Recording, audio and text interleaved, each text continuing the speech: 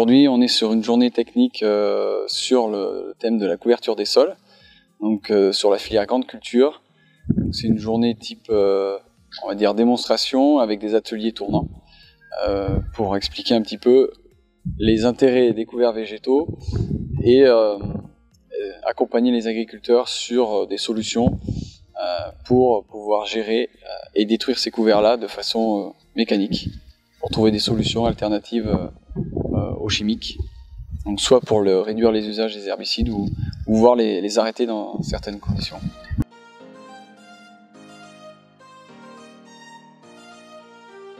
Donc nous sommes sur une parcelle qui a été semée par la CUMA Lagarde.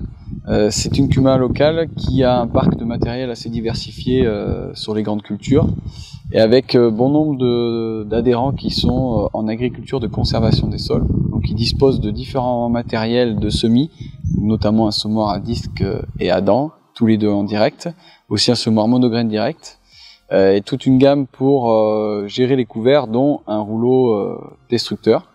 Ils ont également toute une chaîne de récolte moissonneuse et benne.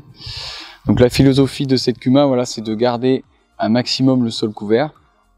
Et depuis l'année dernière, ils ont signé un partenariat avec le bassin versant local pour permettre le semis et la destruction des couverts pour des agriculteurs qui ne sont pas équipés en matériel. Donc cette année, ça a permis notamment de couvrir 90 hectares supplémentaires qui jusqu'à maintenant n'étaient pas couverts ou qui avaient des couverts qui étaient pas forcément réussis. Donc le but principe de cette action, qui s'appelle la mise à disposition de matériel, c'est de donner envie aux agriculteurs locaux de diversifier leurs couverts et d'être surtout autonomes sur le semis et la destruction, donc en leur montrant comment ça fonctionne et en ayant un échange avec d'autres agriculteurs qui sont adeptes ou habitués de cette pratique-là.